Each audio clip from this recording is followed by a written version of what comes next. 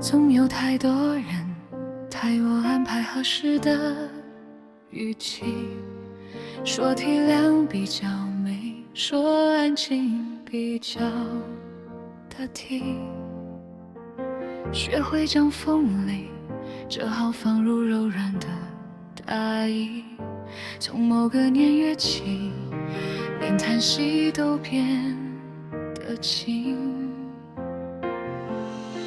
也试过认真把每一种角色都演好，满是糖水拥抱，连疲倦都收得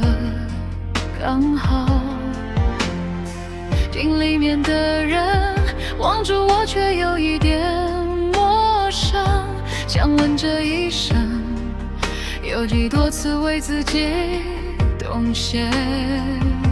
有世界中意太我写太多注解，我想留低一句由我自己講起，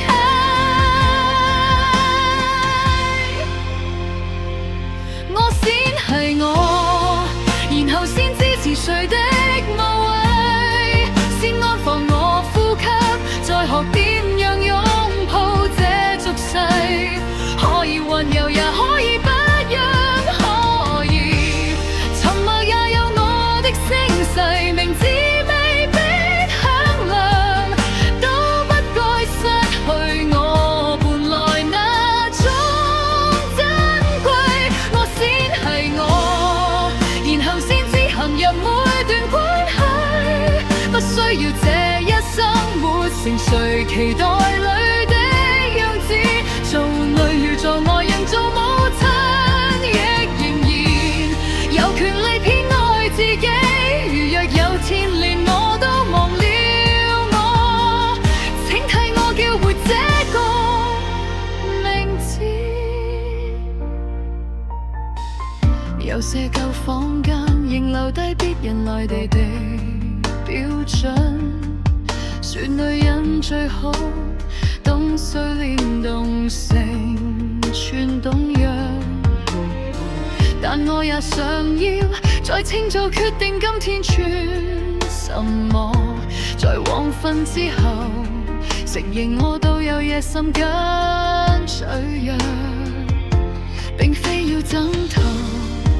每一段親密牽繫，事實上每一次付出都不是因為怕失禮。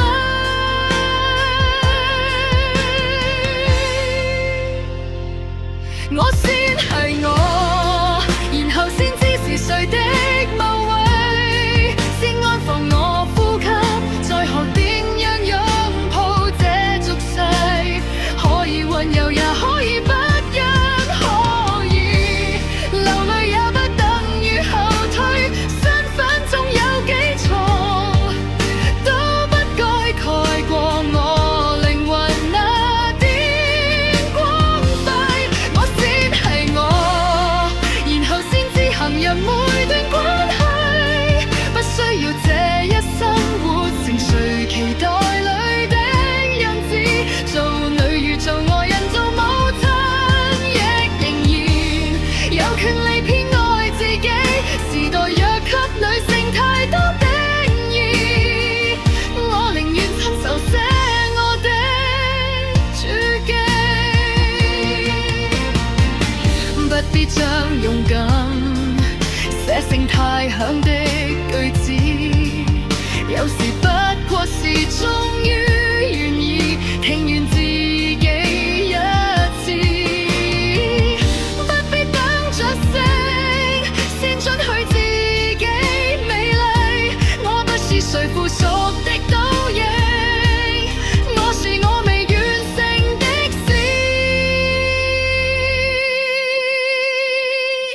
我先係我，然後先知是誰的無謂，先相信我